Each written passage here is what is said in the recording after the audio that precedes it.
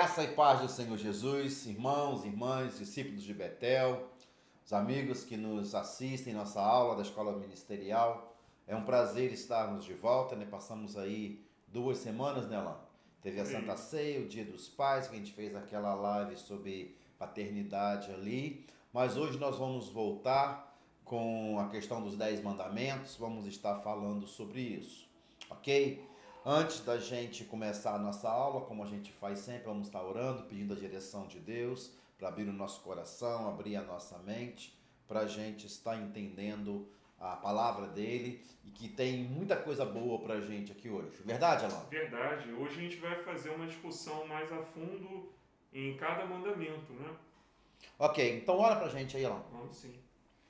Pai, nós queremos te agradecer pelo dia de hoje, queremos te pedir para que o Senhor nos abençoe nessa manhã de domingo, para que o Senhor traga, Senhor, a tua paz sobre cada lar, sobre cada família que está aqui nos assistindo, Senhor, que possa ser um momento, Deus, de estudo, um momento de conhecimento, mas que também seja um momento em que a tua presença, Senhor, se manifeste de uma maneira real na vida e nos lares de cada uma dessas pessoas, ó Pai.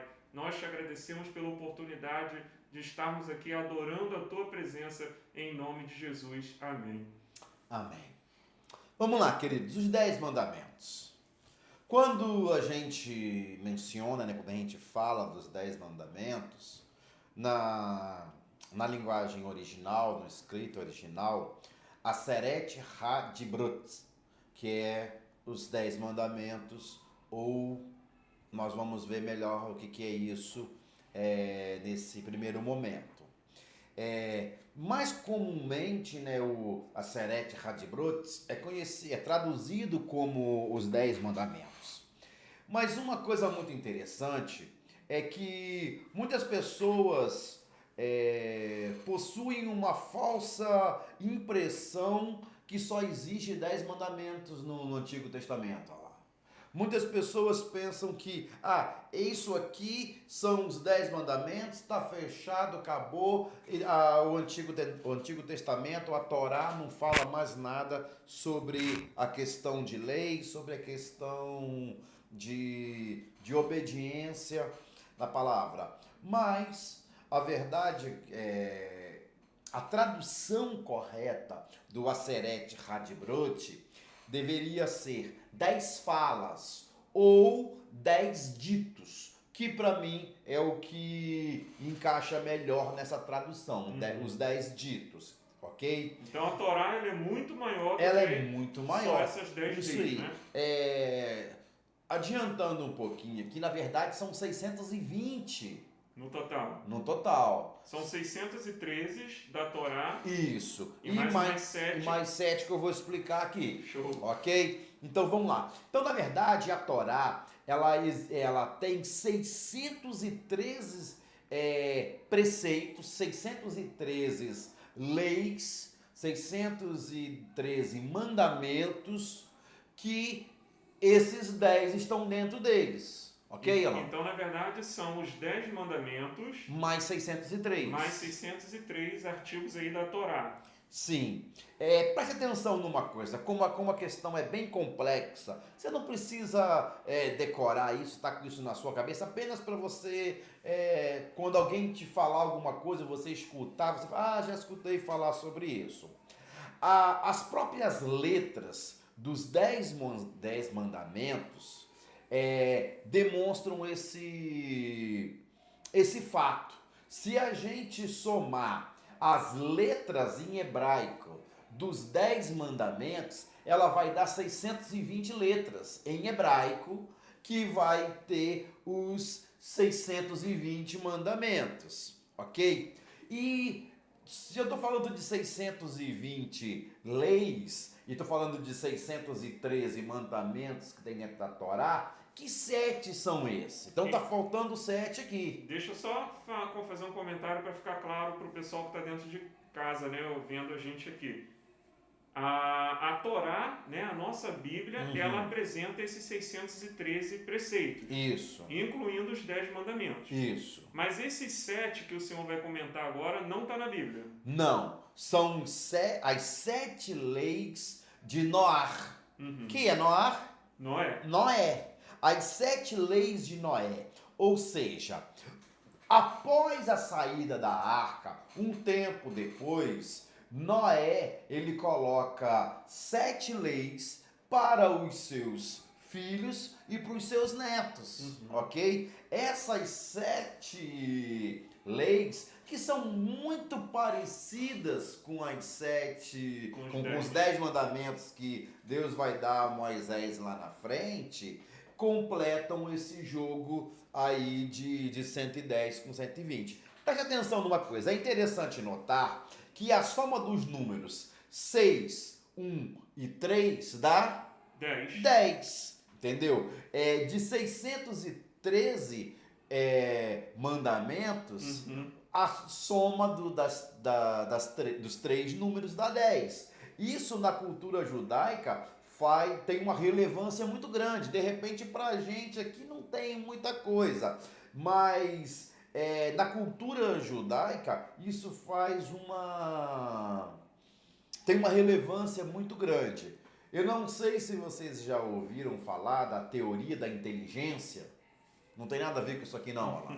Entendeu? Que fala sobre a teoria da criação. É uma teoria nova que surgiu, que vai falar design inteligente. Design inteligente. É um pouco cabalístico isso aí, porque tem a ver com umas numerações, isso, né? Umas numerações, mas que os números representam as letras que vão dar, as letras que formam o nome Yahvé, que é Javé, é uma confusão ali, que eu estou falando isso apenas para a gente, vocês saberem que existe isso aí. Se alguém falar uma hora, tá, beleza, mas isso não interessa tanto pra gente. O que interessa nisso aqui, que são 620 mandamentos na Torá, 603 mais os 10 mandamentos e mais as 7 leis de Noé, que vai fechar esses 620 aí. Essas 7 leis de Noé,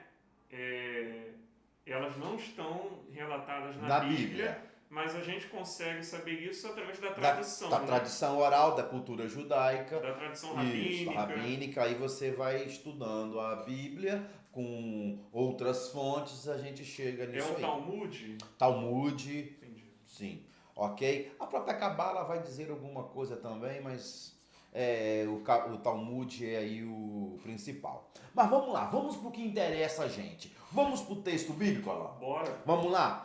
Os 10 mandamentos, ele vai começar em Êxodo 20, no versículo 1, dizendo assim: Eu sou o Senhor, teu Deus, que te tirei da terra do Egito, da casa da servidão. Vamos lá. Por que existe essa introdução antes de começar a primeira lei? Nós temos que entender que o povo, ele estava debaixo de uma cultura monárquica, certo? O povo de Israel ainda não era uma cultura monárquica, não viviam dentro de uma monarquia, mas eles habitavam no meio, em terras de povos monárquicos. Que no caso era Faraó, né? Sim, ali no Egito. Então, um rei, quando ele ia falar para o seu povo, quando ele ia se apresentar para alguém, a primeira coisa que ele falava era o seu nome. Eu sou fulano, que fiz isso, isso e isso em prol do meu povo. E aqui ele já chega falando: eu sou o Senhor que te tirei da terra do Egito. Exatamente. Então, o Senhor, ele se apresenta a Moisés, ele se apresenta ao povo dizendo: eu sou o Senhor. E esse Senhor aí, no original, está Adonai. Ele não está o Senhor dentro de uma cultura de dono. Eu esqueci a palavra original agora. É Baal, né? Baal não, chamavam de dono, de Senhor também. Tem, mas tem um outro nome, hein? Perdão, eu esqueci agora a palavra hebraica. Então, está a palavra Adonai. Adonai é o nome que se pronuncia quando estava escrito Yahvé, o tetagrama, que é o nome próprio de Deus, vamos dizer assim. Então o Senhor ele já se apresenta de forma que o povo iria entender de forma clara, como os reis se apresentavam diante dos povos. A palavra Adonai significa eterno, né? Eterno, entendeu? Então ele chega, olha, eu sou Yahvé, eu sou o Deus eterno, aquele que te tirou da terra do Egito, que te tirou da servidão. Então, o primeiro versículo do Êxodo 20, ele está trazendo essa, vamos dizer assim, apresentação. Eu sou o Senhor teu Deus. Ok? E nós vamos ver isso inúmeras vezes no Antigo Testamento, inúmeras vezes no Pentateuco. Ok? Então, a chave do primeiro versículo é esse. Aí depois, nós vamos ter uma sequência do versículo 3 até o versículo 11, Alan, que ele vai começar a trazer as leis. Sim. Só que, se você for parar para olhar, e nós vamos estudar aqui, é o que interessa a gente, nós vamos ver que os 10 mandamentos, ele é dividido em duas partes, vamos dizer assim. A primeira parte do capítulo 20 do Êxodo, do 3 a 11, ele vai trazer os mandamentos. 4, né? 4 mandamentos em relação do homem em relação a Deus. Nós vamos ver isso aqui um por um. Uhum. E do 12 em diante, ele vai falar de relação do homem com o homem, para o homem. São os 6 mandamentos restantes. Exatamente. Então vamos lá, olha. Os 4 primeiros mandamentos tratam do relacionamento comprometido do homem para com Deus. Esses revelam 4 características de Deus, segundo um teólogo chamado Rolf. Ele vai trabalhar isso, ele faz essas 4 observações. Muito bom. Primeiro, não terás outro Deus diante de mim. O versículo 3, ele traz essa fala, não terás outros deuses diante de mim. Ele está falando da unicidade de Deus. Uhum. Ele está falando, olha só, eu sou o seu Deus, não pode ter outro Deus, eu sou único. Então, por isso que a gente fala que é em relação ao homem com Deus. O versículo vai dizer o seguinte, olha, vocês conhecem um monte de deuses, vocês estavam acostumados a viver em meio a um povo que tinha N deuses, mas agora eu sou o único Deus. Então ele começa a trazer a noção de monoteísmo já a partir do primeiro mandamento.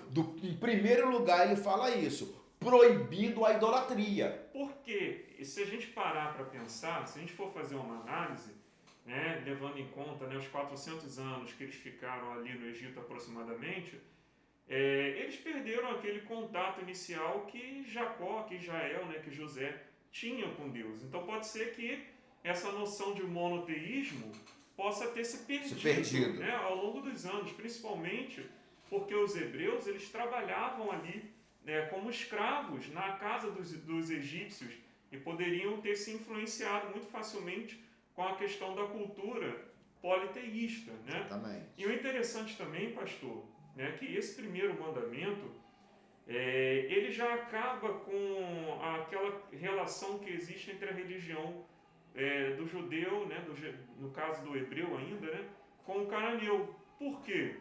Porque o cananeu, ele tinha na religião dele aspectos parecidos com a religião dos hebreus. Uhum. Só que alguns outros aspectos eram diferentes, com relação à questão também de adorar vários deuses. Né? Os cananeus eles adoravam Astarote, adoravam a Baal, enfim, né? Eles tinham a cultura idólatra dentro deles. Então Deus, já no primeiro mandamento, ele já diz, eu sou diferente. Uhum. Só tem um Deus para vocês adorarem e sou eu. E eu sou o verdadeiro Deus. E eu sou o verdadeiro Deus. Isso, né? Está ligado também como a questão, se eu sou o verdadeiro Deus, os outros deuses não existem, são como o vento. São falsos, né? São falsos. E lá nas pragas do Egito a gente viu isso, que cada um foi derrotado. Então o que a gente pode tirar disso aí de aplicação para a nossa vida? Sempre que qualquer pessoa ou objeto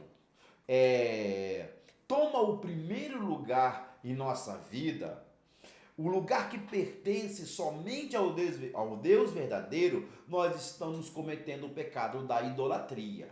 A idolatria, ela é o seguinte, o idólatra, né, é aquele que substitui Javé, ou aquilo que substitui a Javé. Isso está no original da palavra idolatria. Idolatria, em grego, idólatra, idolatracas. Não sei muito grego não, mas é por aí, entendeu? Então, o idólatra é esse, aquele que substitui Javé. Entendi. Ok?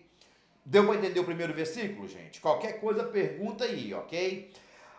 O versículo de 4 a 6 vai vir aí uma períope que vai falar da espiritualidade de Deus. Então é o segundo caráter de Deus revelado no segundo mandamento. Isso. Eu vou ler aqui, Alan, o texto. Você explica pra gente? Explico Ok, sim. vamos lá. O Êxodo 20, de 4 a 6, vai estar falando assim, ó. Não farás para ti imagem de escultura, nem semelhança alguma do que há em cima dos céus, nem embaixo na terra, nem as águas debaixo da terra. Não adorarás, nem lhe darás culto, porque eu sou o Senhor teu Deus, Deus zeloso, que visito a iniquidade dos pais nos filhos até a terceira e quarta geração daqueles que me aborrecem, e faço misericórdia até 1000 gerações daqueles que me amam e guardam os meus mandamentos. Muito bom. Então, por isso que a gente está falando aí, que isso aí está ligado à questão da espiritualidade de Deus. Perfeito. Pastor, é interessante a gente destacar esse segundo mandamento, porque às vezes a pessoa confunde com o primeiro. No primeiro ele diz, eu sou o único Deus. E aí no segundo mandamento, né, esse segundo mandamento ele não foi dirigido em relação aos deuses pagãos das outras nações. Sim. Porque isso foi proibido já no primeiro. No primeiro. Só que o que ele está dizendo aqui nesse segundo mandamento? Não importa somente você conhecer e saber quem é o Deus verdadeiro. Você precisa adorá-lo da forma correta. Correta. Então, como é que se adora o Deus verdadeiro? Com escultura? Com imagens? Não. Isso também é proibido. Não basta somente os israelitas deixarem de adorar aos deuses estranhos. Eles precisavam adorar o Deus único e verdadeiro da forma correta, né? E qual é a forma correta de adorar a Deus? Em João 4, versículo 24 vai dizer, né? Deus é espírito, importa que vocês o adorem em espírito e em verdade. Sem esse negócio de imagem, sem esse negócio de escultura, sem esse negócio, né, de fazer ídolos, porque aí já é uma cultura do paganismo entrando para dentro, né, da religião, tanto judaica quanto cristã, né? A falsa adoração, ela está ligada à imagem de um Deus, uma imagem de uma escultura. Então aqui Deus, quando dá esse mandamento, ele quebra isso e diz, não quero isso dentro do meu povo. Eu sou o eterno e pronto, acabou, ok? O versículo 7, ele vai também tratar a santidade de Deus. Ok? Vai dizer assim, não tomarás o nome do Senhor teu Deus em vão, porque o Senhor não terá por inocente o que tomar o seu nome em vão. Esse mandamento proíbe o nome de Deus de maneira leviana, incerta. O nome de Deus revela o seu caráter. Jesus deu a ênfase à atitude e à relevância que devemos ter em relação a Deus. Na oração do Pai Nosso, né, ele vai dizer lá em Mateus 6:9, santificado seja o teu nome, ou seja, O nome de Deus é santificado. O nome de Deus é um nome que ele é tão santificado, que é o Iavé, que eles nem pronunciavam esse nome. Eles pronunciavam o Adonai, como eu já disse. E tomar o nome do Senhor em vão fica complicado. Ah, pastor, o que é tomar o nome de Deus em vão? O que é isso nos dias de hoje? Como ficam aquelas expressões corriqueiras aprendidas e usadas no dia a dia que usam o nome de Deus? Como a expressão, ai meu Deus, Deus me livre. Essas expressões assim, elas denotam o uso indevido do nome de Deus, pela mera força do hábito. Entendi. Quando você fala, Deus me livre, e você está fazendo essa expressão com fé, crendo que naquele momento você está passando por um problema ou por uma tentação e você pede o livramento de Deus, tendo plena consciência do que você está pedindo, me entende, Alain? Não é tomar o nome de Deus em vão. Você não está com a mente vazia. Exatamente. Né? Mas quando alguém está numa conversa lá, jogando conversa fora e fala alguma coisa, você lá, e Deus me livre disso. Então, meu Deus do céu, né? Meu Deus, entendeu? Então isso aí vai cair dentro dessa questão desse mandamento. Não é de tomar o nome de Deus em vão. Por quê? Porque o nome de Deus é santo. E o judeu, ele leva isso muito mais a sério do que nós cristãos, né? O judeu até hoje, né? Os ortodoxos, né? Eles guardam as 613 mandamentos, né? Os 613 artigos, né? Da Torá, e eles não pronunciam o nome de Deus em vão, né? Eles mantêm isso muito forte dentro da convivência e da cultura deles, né? A minha Bíblia, por exemplo, que é João Ferreira de Almeida, né, revista e atualizada, não vem o nome de Deus, não vem escrito, né, Iavé, vem escrito Senhor, né? Que na verdade o judeu, quando ele pega o Tanakh, que é, né, o nosso Antigo Testamento e é a Bíblia deles, vai estar lá escrito Adonai, né, que é o Eterno. Ok. Então vamos lá, gente. Então, resumindo isso aí, nós não devemos tomar o nome do Senhor em vão, falando Deus me livre, meu Deus, de forma vazia, mas sim dentro de um contexto de fé, crendo que aquele momento que você está passando de alguma crise, Deus vai estar te livrando disso. Ok? Beleza. Vamos então pro quarto, né? Pro quarto, que vai estar aí no capítulo 20, do 8 ao 11. Pode ler esse texto aí? Posso sim. Então o quarto mandamento ele vai falar a respeito da soberania de Deus. Só para a gente recapitular aqui, né? O primeiro mandamento, o que ele vai falar? O primeiro mandamento, ele vai falar sobre a unicidade de Deus.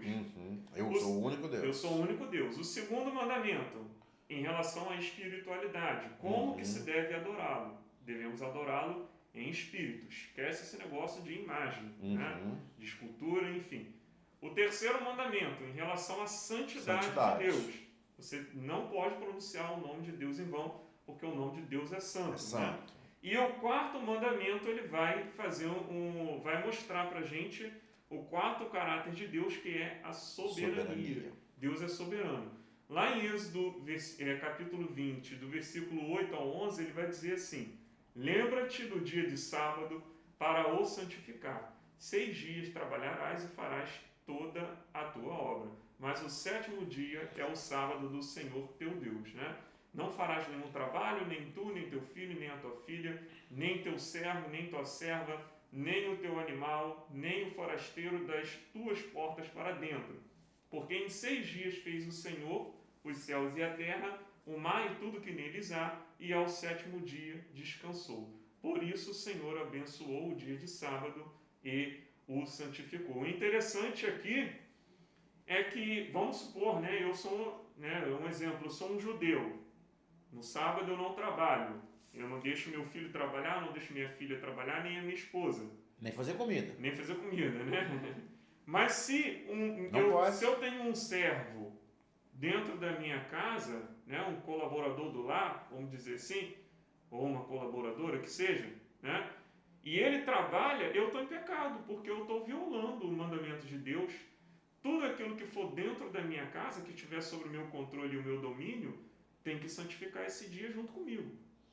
Exatamente. Olha, aí nós vamos cair na questão, mas nós guardamos o domingo. Isso já é uma polêmica. Na verdade, queridos, o que Deus pede para mim e para você é um dia na semana que pertence a Ele. Segundo a lei do nosso país, entendeu? É o domingo. O domingo é o dia do descanso. Poderia ser a segunda, a terça, a quarta, a quinta, e a gente santificar esse dia a Deus. O que é santificar? A palavra santificar, ela vem da palavra santo. Em hebraico, kadosh. Kadosh é santo, é separado. Num grego vai ser hagios, que também é santo, que também é separado. Então, santificar significa separar um dia para cultuar a Deus, para adorar a Deus, para o serviço a Deus. Então, por isso que nós falamos que domingo é o dia de estar na casa do Senhor. Domingo é o dia da adoração. Não que os outros dias não sejam, mas esse dia é o dia santificado, é o dia separado, que é para nós adorarmos ao Senhor. E elevarmos o nosso pensamento a Ele. Elevarmos o pensamento a Ele de uma forma mais distinta, mais separada, viver ali de uma forma mais relevante e mais aproximada de Deus. Não que a gente não faça isso durante a semana, mas naquele dia em especial é o dia que ninguém, né? Não digo ninguém, né? Porque tem pessoas que trabalham de plantão. Mas é o dia que a pessoa tem a folga, né? Então, não, peraí, eu estou de folga, então é o dia que eu tenho que me dedicar às coisas do Senhor. Não é isso, pastor? Também tem uma coisa interessante, né, sobre esse quarto mandamento, é que no Novo Testamento os judeus acusavam Jesus de violar, né? Só que Jesus jamais violou esse quarto mandamento. O que Jesus estava ensinando para os fariseus, para os judeus, né, que criticavam ele? Ele falava o seguinte: eu estou fazendo a vontade do meu Pai no sábado. Não adianta nada vocês ficarem sem trabalhar, sem mexer na terra, e o pensamento de vocês está totalmente distante, pervertido, da vontade de Deus. Então não é santificar um dia por santificar, não, eu não vou trabalhar e eu estou agradando a Deus. Não é isso. É você elevar seu pensamento. É aquela questão. Às vezes nós pastores falamos, gente, vamos jejuar tal dia por uma causa. E a pessoa vai lá e fica o dia inteiro sem comer. Entendeu? Mas com pensamento lá... Tá sem comer, mas tá com pensamento em coisas impuras, vamos dizer assim. Não fez uma oração num dia, não leu a palavra de Deus num dia. O que vale isso? Resumindo isso aqui, esse quarto mandamento, ele forma parte vertical da aliança. Ou seja, é o pacto que trata do relacionamento homem-Deus. Perfeito. Entendeu? Então é essa questão, por isso que a gente trabalha a questão da soberania de Deus. É o homem com Deus. É a questão vertical da aliança. Perfeito. Beleza? Beleza. Com esse quarto mandamento, a gente termina a primeira parte aí, que estamos falando sobre a questão dos 10 mandamentos. Vertical. Nós trabalhamos a introdução, né, daquele versículo de introdução. Nós trabalhamos a questão dos números, que creio que você entendeu, mas é só para você saber. Se você quiser se aprofundar um pouco mais sobre isso aí, o Alan tá aqui para te explicar. Você procura ele, que ele vai te ensinar tudinho direitinho. Eu não. Ok? E depois disso nós vamos agora para o que nós chamamos da parte horizontal da aliança, que seria os mandamentos que vão falar do homem em relação ao homem. Ou tipo, não mate, não roube, não adultere. Ou seja, isso não tem nada a ver mais do homem com Deus. Agora é meu relacionamento com o meu Com o próximo. meu próximo, ok? Nós vamos continuar. Eu acho que dá pra gente continuar essa aula um pouco mais aí.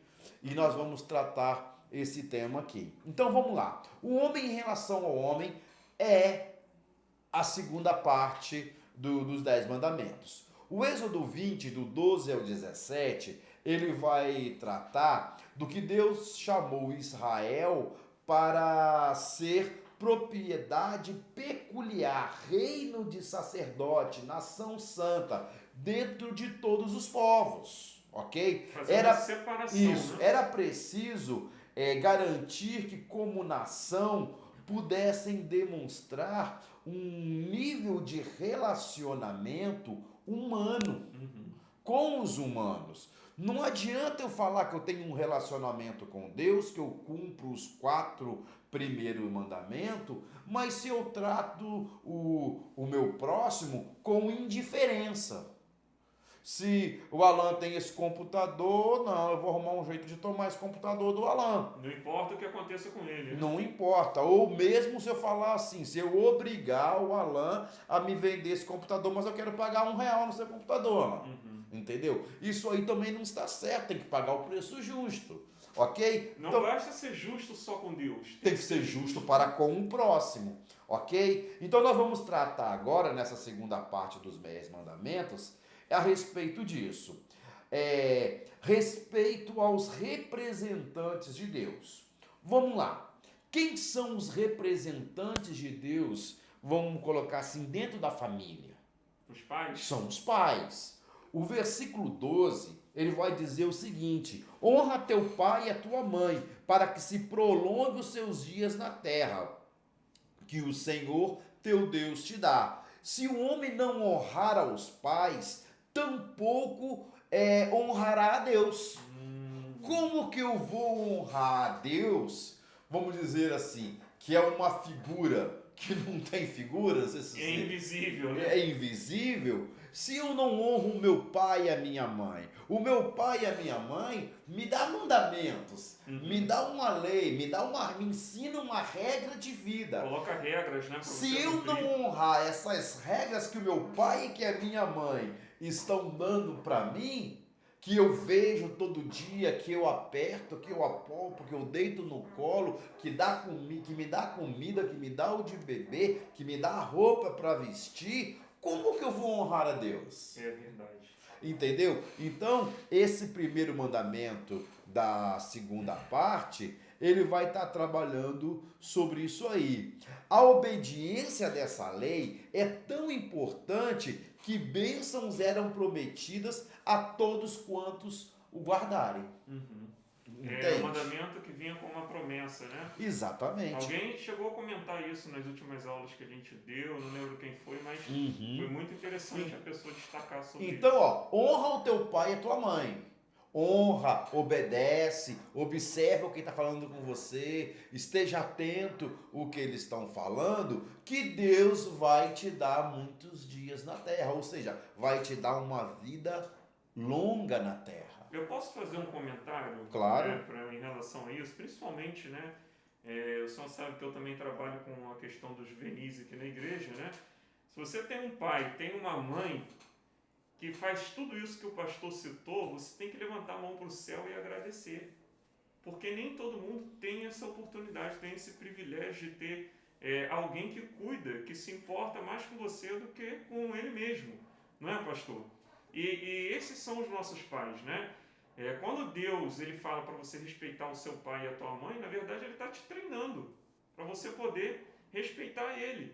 Muita gente tem dificuldade de acreditar em Deus, de receber o Senhor, né, como Senhor e Salvador, porque não tem esse privilégio que a gente teve de ter um pai e uma mãe ali presente, né, que cuida da gente, que se importa, que dá o carinho, né? Então tem essa dificuldade de reconhecer a paternidade de Deus, né? Então se você tem um pai, tem uma mãe, respeita, ame, né? Seja grato por esse privilégio, porque se você conhece a Deus, é porque você respeitou, né, seu pai e a sua mãe em primeiro lugar. E Deus vai te dar um presente, uma Exatamente. bênção de anos longos sobre a terra. O sexto mandamento, não isso? É o sexto? Sim, É o sexto, é o sexto. No Êxodo 20, 13, ele vai dizer o seguinte: a vida humana é sagrada. Uhum. Ou seja, qual o mandamento que é esse? Não matarás. O sexto mandamento é em relação o homem em relação ao homem. Deus está dizendo o seguinte: olha, a vida humana ela é sagrada.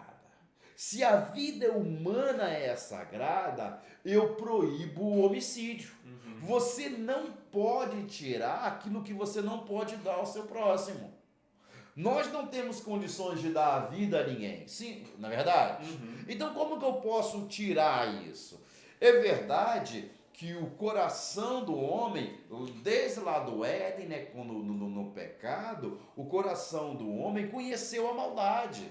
O coração do homem, ele tem uma inquietação que o leva a fazer a maldade, se deixar a gente fazer a coisa por nós mesmos. Justamente por se afastar de Deus. Né? Então, exatamente. Então, com essa lei dizendo a vida humana é sagrada, Deus freia, Deus fala assim: olha, stop, para, não mate o seu próximo. Uhum. A vida é sagrada, eu dou a vida. Então você fica por aí. Sola que no Novo Testamento vai trazer uma coisa que vai fazer a gente coçar a cabeça. Com certeza. Vai fazer muito cristão aí hoje coçar a cabeça, e não é por causa de piolho, não. É porque vai doer, né? É porque vai doer.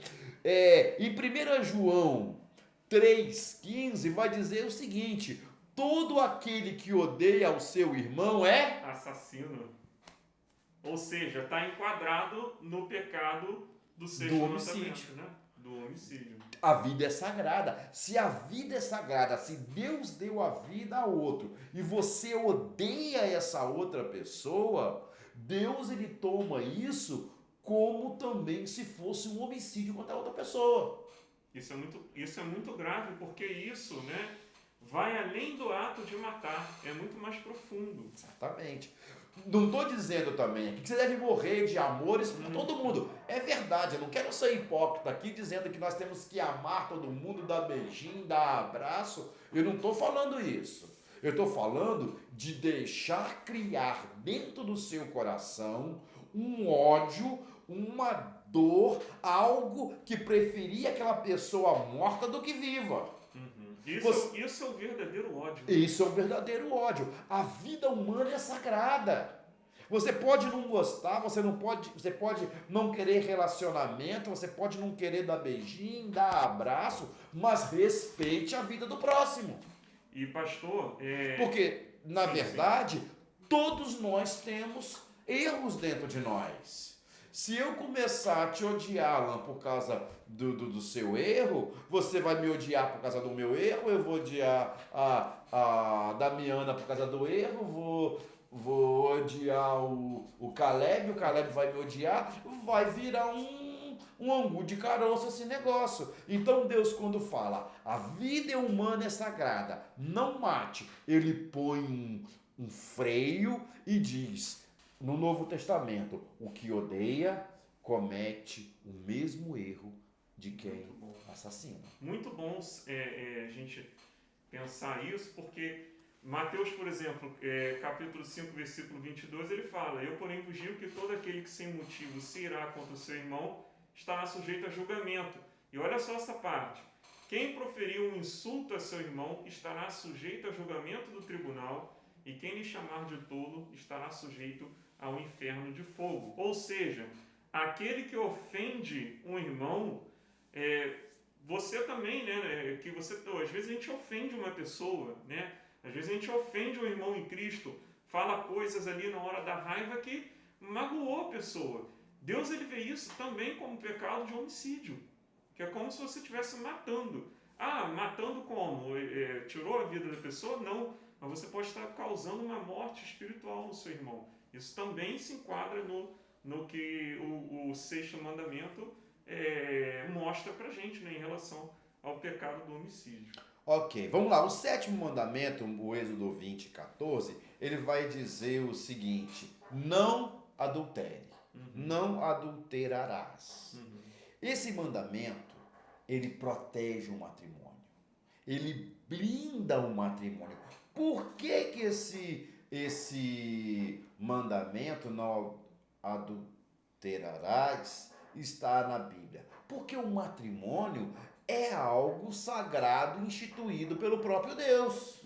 Em Levítico 20:10 nós vamos ver isso, entendeu? Então, se o adultério fosse uma coisa normal, como a sociedade, mais uma vez nos tempos de hoje, quer colocar, como uma coisa normal, é bom dizer mais uma vez, porque se a gente for olhar a história, nós vamos ver que de vez em quando isso acontecia e Deus vinha como uma intervenção, porque existia práticas ilícitas no meio dos homens, ok? O interessante disso também, uma coisa que vai doer também na gente, é que no Novo Testamento, Jesus ele vai interpretar esse mandamento de uma forma um pouquinho mais profunda. Um pouquinho? Ele não vai dizer não cometa o ato do adultério. Mas Jesus ele vai dizer o seguinte: se você pensar em cometer o ato de adultério e olhar para uma pessoa com vontade de fazer isso, você já está com o coração com essa intenção, então você já está adulterando. É muito forte isso. É muito forte? Não, é bastante forte. Porque às vezes a gente julga tantas outras pessoas, né? E aí Deus ele vem e fala pra gente, você também é adúltero. Isso destrói, mas ao mesmo tempo que destrói é muito bom porque você se aproxima mais de Deus, né? É aquilo que a gente falou, a Torá e os mandamentos, ela não traz a solução, a cura, mas ela mostra pra gente onde é que está o erro.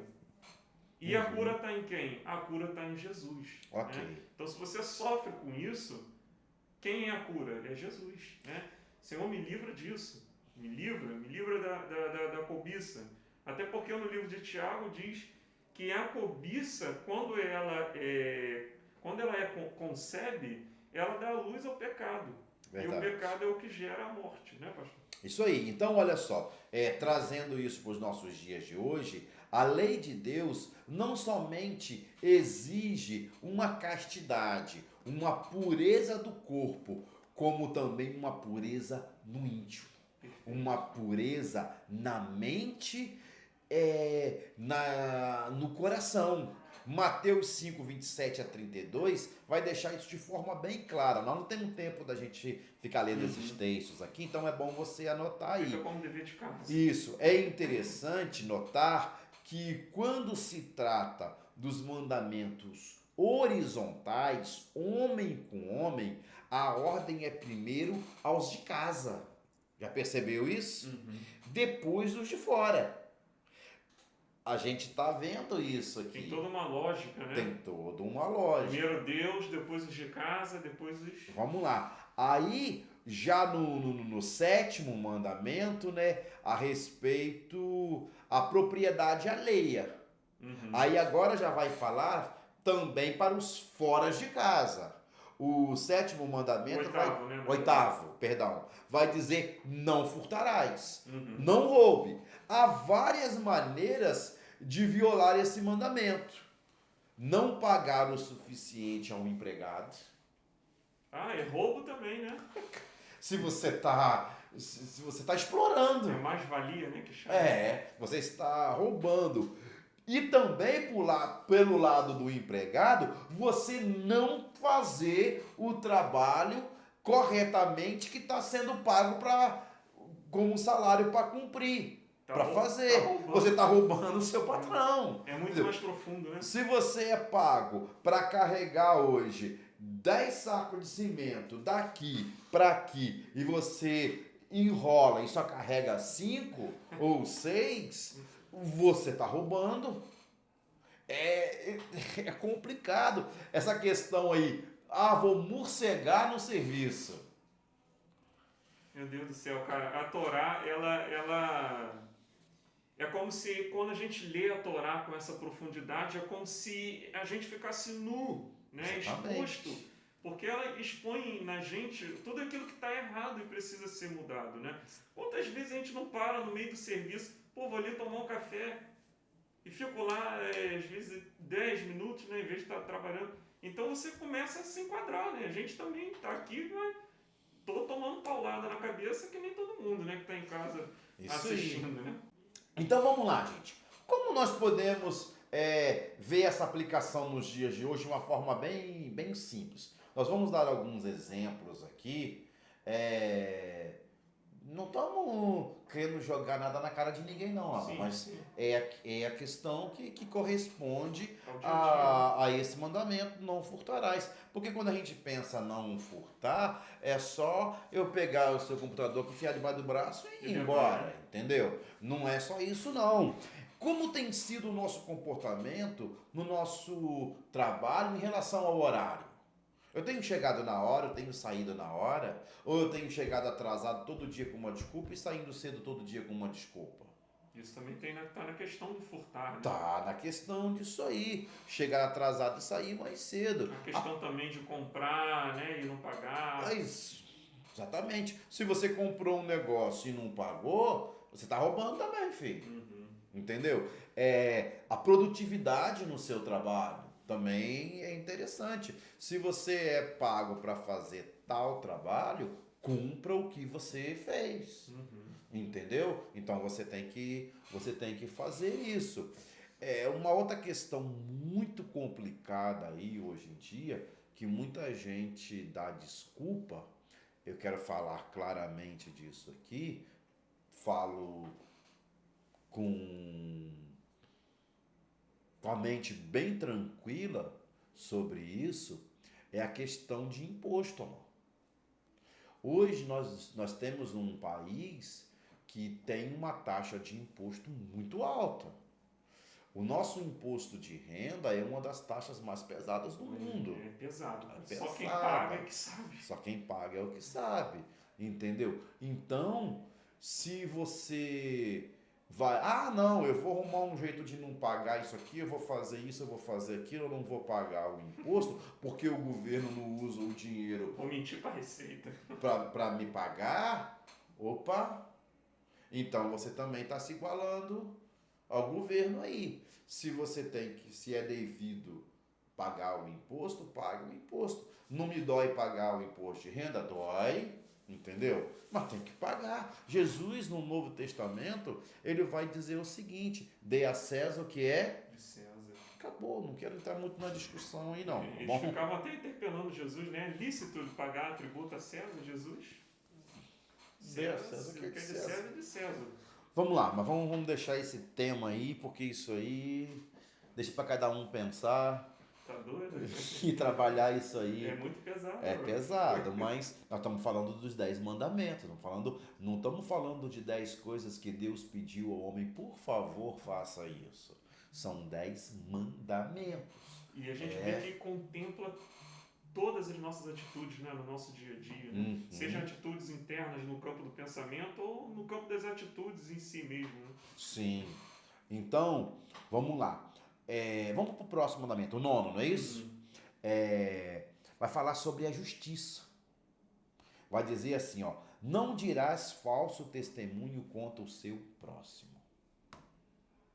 Ok?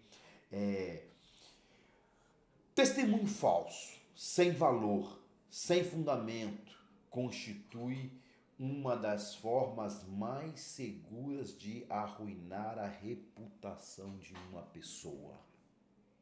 Conseguem entender isso? Querem entender melhor? Vai lá na sua Bíblia. Provérbios capítulo 6, do 16 ao 19. Vai ver isso de forma muito clara.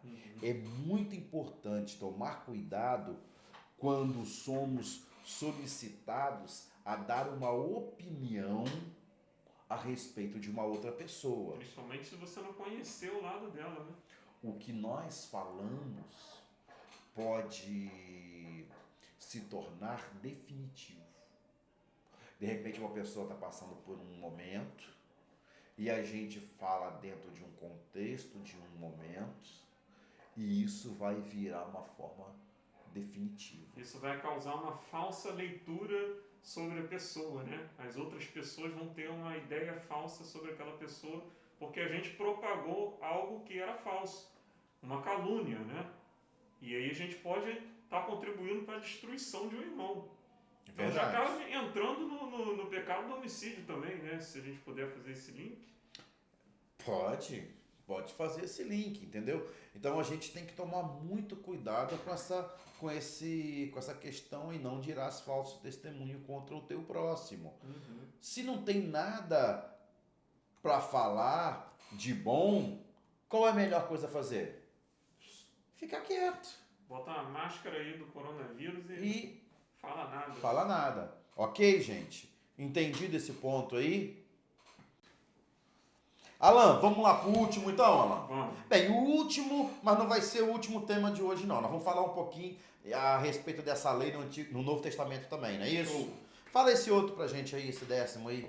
O 10º mandamento ele vai falar acerca do controle dos desejos, né? Que está lá em Êxodo 20, versículo 17. Ele vai dizer: não cobiçarás a casa do teu próximo, não cobiçarás a mulher do teu próximo, nem o servo, nem sua serva e nem o seu boi, nem o seu jumento, nem coisa alguma que pertença ao seu próximo, né? Já ouviu aquela expressão que parece que a grama do vizinho é sempre mais verde do que a minha, nossa, né? Do que a nossa? Então ele está se referindo a isso aí, né?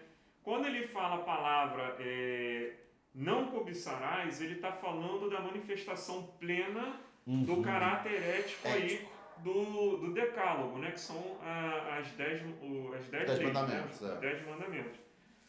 Só que a cobiça, né, como a gente falou antes, ela é o ponto de partida para muitos pecados contra Deus e contra os homens, né?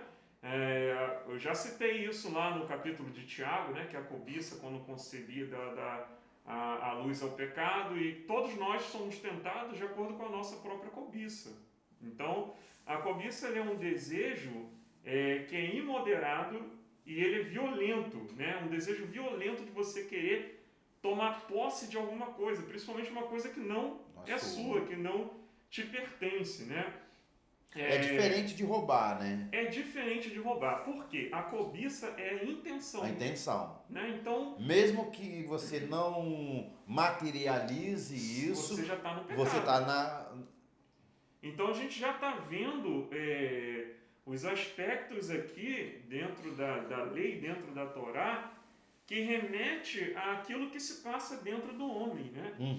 Não basta somente eu não cometer o ato em si.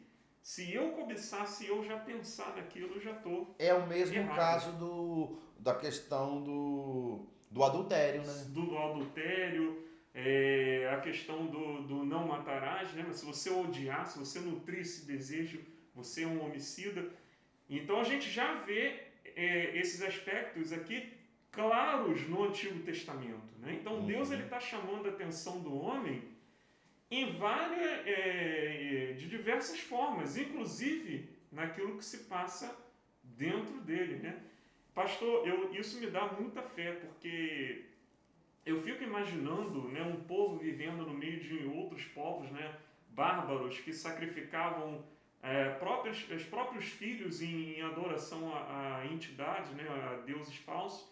E quando você pega uma lei que consegue, mesmo num período antigo, né, onde as pessoas viviam em muitas batalhas, muitas guerras, conseguir trazer esse panorama sobre a conduta externa e interna do homem, só pode ser algo divino, só pode ser Deus mesmo para poder dar uma lei dessa tão completa, tão bem fundamentada para o ser humano e que se aplica às nossas vidas até os dias de hoje. O interessante disso aí, Alan, dessa lei aí, que a gente pode ir lá no Éden, que a gente pode dizer com toda certeza, foi esse o pecado interior de Adão e Eva que levou à queda dos dois no Éden.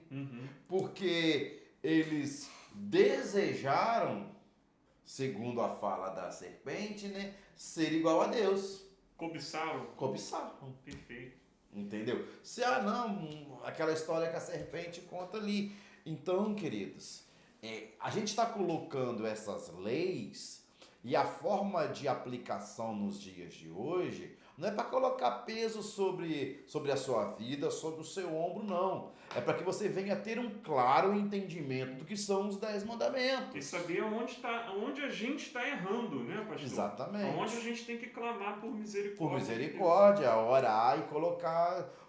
Na outra aula introdutória sobre os 10 mandamentos, eu disse o seguinte: os 10 mandamentos, ele não é uma coisa para você não pecar. É para você fazer uma análise em você, da onde você está errando e se consertar diante de Deus. Verdade. Ok? Então vamos lá.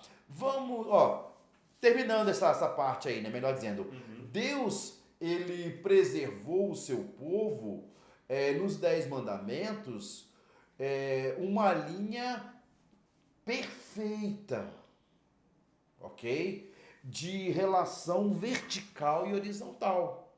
O que Deus preservou foi essa linha horizontal e vertical. Os 10 mandamentos, ele fala do seu compromisso na aliança com Deus e no seu compromisso na aliança com os homens, ok? Para a gente encerrar essa aula, bem rapidinho, já sabe que está um pouquinho longa, mas tem um terceiro ponto aí, Alan, que eu queria falar. Jesus e os 10 mandamentos. Mateus 5,17, ele vai trabalhar muito isso.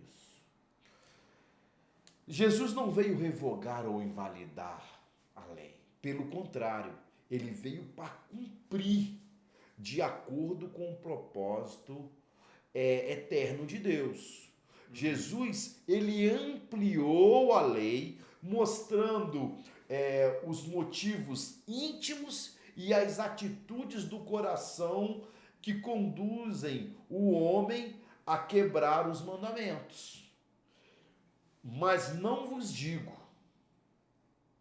entendeu? Aí no texto de Mateus 5, 21 a 30, vai ter essa expressão. Em alguns textos vem, eu porém vos digo. Que é quando o judeu queria acrescentar alguma coisa. Exatamente. Né? Ele acrescenta. Ele não está anulando. A questão do amor, a questão da misericórdia, a questão da compaixão. Jesus, ele vem acrescentar várias coisas. Ele vai deixar de ser um legalista, como os fariseus e os saduceus, dois principais grupos ali, né? E ele vai trazer o seguinte: não adianta você andar em cima de uma linha se a sua mente e o seu coração estiver totalmente fora, né? Fora do propósito. Muito bom. Não é isso? Muito bom. Jesus condena esse legalismo dos fariseus que transformam a lei num amontoado de proibições, no qual eles estavam isentos. Lucas 11:46 vai dizer isso. O que delas se, vamos dizer assim, utilizavam em benefício próprio em nome da justiça. Eles, esse grupo aí, esses fariseus, desculpa a palavra, mas eram sem vergonhas, cara. Eles queriam que o povo fizesse a coisa. Se não fizesse, tacava pedra. Uhum. Mas eles faziam. Faziam aqui dentro, né? Que era o pior, O né? pior, o que Jesus está falando é isso. Pior do que você fazer externo é você fazer interno. Tanto é que eles foram chamados de sepulcro caiado. Caiados. O grande erro dos judeus foi tirar o coração da lei. Perfeito. Eles colocam a legalidade na frente do coração. E Jesus veio para resgatar o contrário. Exatamente. Jesus fala assim, olha, esse legalismo pode ficar aqui em segundo plano e a intenção do coração e da mente tem que ser na frente. Estão conseguindo entender como os 10 mandamentos são tão profundos e o que Jesus fala é tão profundo? Volto a dizer essa frase, grava essa frase. O grande erro dos judeus foi tirar o coração da lei. Consegue entender? Ó? Consigo, eles estavam muito mais preocupados com os atos do que com a essência, né? Eles estão tão preocupados em se tornarem legalistas ao extremo e esqueceram das pessoas, do ser mais importante. O que é mais importante para Deus é o ser. O que é mais importante para Deus é o homem, que é a criação especial dele. E essa era a intenção dos 10 mandamentos. Exatamente. Essa é a essência dos 10 mandamentos. Essa essência dos 10 mandamentos, elas se perderam por conta do legalismo daqueles judeus. E Jesus ele veio para trazer isso de volta, né? Para resgatar essa essência. É perfeito isso. Pra você ver, pra vocês terem uma noção, o livro do Êxodo, sempre Deus vai tratar o povo como vós. Você vai ler o Êxodo e vai estar sempre esse pronome vós, vós, vós. Mas quando chega no decálogo, o pronome muda. Ele começa a falar tu. Não matarás, né? Tu. Não adulterarás. Individual. Não dirás falso testemunho. Adorarás somente ao Senhor. Então ele começa a nos ensinar uma coisa. Eu preciso ter sede da moral, entendeu? E da religião está no indivíduo. A responsabilidade é minha, não é do meu grupo, né? Exatamente. A sede da moral, ela não está na religião. A sede da moral, ela está no indivíduo. Ela está na pessoa. Não no sistema religioso. Mas a sede, ela é o indivíduo. Como eu estava dizendo, o mais importante para Deus, o mais importante para Jesus, nunca foi a religiosidade, nunca foi o legalismo, mas o mais importante para Deus, sabe o que é? A sua vida, o seu coração, a sua mente, como você pensa, Amém. Como você trata o próximo, como você adora o Senhor, como você se comporta diante da sociedade. Amém. O importante para Deus é isso. Jesus disse que o que contamina o homem é o que sai do coração, é o que está por dentro. Mateus 15, 18, quem fala isso não sou eu não, é o próprio Jesus. Entendeu? Baseados no exposto, nós podemos fazer algumas perguntas, Alain. Uhum. Tenho 2 perguntas aí que eu quero terminar com essas 2 perguntas. A primeira pergunta é: como cada um de nós tem reagido aos mandamentos de Deus? Como cada um de nós, como você tem reagido aos mandamentos de Deus? Como eu tenho reagido aos mandamentos de Deus? Que eu não quero ser fariseu, não. Eu não quero ser como o sacerdote, o sumo sacerdote que fazia aquela panelinha ali, não. E muitas pessoas, Eu tenho que estar preocupado com isso como pastor, entendeu? Muitas pessoas elas têm uma ideia errada de que ir para a igreja, que se converter uma série de proibições, né? Está caindo no mesmo erro que os antigos fariseus, né? Exatamente. A segunda pergunta que eu quero deixar para a gente aqui é o seguinte: será que a forma de amar o próximo tem evidenciado o nosso amor a Deus? A nossa forma de amar ao próximo tem evidenciado o nosso amor a Deus? É uma coisa para a gente parar para pensar. É verdade. É uma coisa para a gente pensar, repensar e não ficar pensando, colocar em prática. Porque não vai adiantar nada ficar só pensando. A gente tem que mudar por dentro para que seja externado. O que tem que sair de dentro de nós tem que ser aquilo que é bom, aquilo que é puro. Deus fez a mim e a você com uma pureza. Deus nos fez um ser para ser amado e amar. Entendeu? E nós precisamos, nesse tempo de hoje, praticar isso. Nós precisamos reagir aos mandamentos de Deus de forma sincera. E nós precisamos evidenciar o nosso amor ao próximo de forma que expresse o amor que Deus tem para comigo e para com você. Amém, Alan?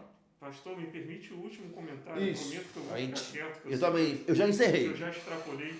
Mas eu não consigo parar de pensar quando Deus promete que escreveria a lei no coração do homem. Uhum. Né? Porque quando a gente tenta obedecer a lei sem ela estar no nosso coração, se torna algo pesado. Mas quando a essência da lei está no nosso coração, você seguir os 10 mandamentos não é algo pesado, é algo que vai te aproximar de Deus. É o que eu sempre digo, a lei não é opressora, Uhum. a lei é libertadora. Uhum. Amém? Amém. Alguma coisa a mais? Nenhuma. Podemos orar? Parece que ficou um pouco pesado esse final, né? Não é que ficou pesado, mas é que aquilo que precisa ser dito. Você reflete, né? E isso precisa refletir nas nossas atitudes. Se queremos ser homens e mulheres melhores a cada dia, nós precisamos refletir nessas duas perguntas. Eu vou repetir, anote essas perguntas aí. Como cada um de nós temos reagido aos mandamentos de Deus? Ok? A segunda, será que a nossa forma de amar o próximo tem evidenciado o amor a Deus? Nosso amor a Deus? Oremos. Pai, nós louvamos o Teu nome, nós agradecemos a Ti por esse dia, por essa aula. E, Senhor, o que nós queremos é que o nosso coração esteja leve, a nossa mente esteja leve, que sejamos, Senhor, apaixonados pela Tua palavra, em cumprir a Tua palavra. O que nós queremos, Senhor, colocar diante de Ti nessa noite, nessa manhã, é que Tu venha, Senhor, nos ajudar, Senhor, a sermos homens e mulheres que sejam dispostos, Senhor, a cumprir a lei, ao ponto de expressar o nosso amor ao próximo, da mesma forma que nós amamos a Ti, que Tu nos ama cada um de nós. Nos abençoe, nos guarde, nos dê um domingo abençoado, nos dê um dia abençoado, que a Tua graça, Senhor, que o Teu Espírito Santo venha conduzir a cada um de nós, dia após dia. Em nome de Jesus nós oramos a Ti. Amém e amém.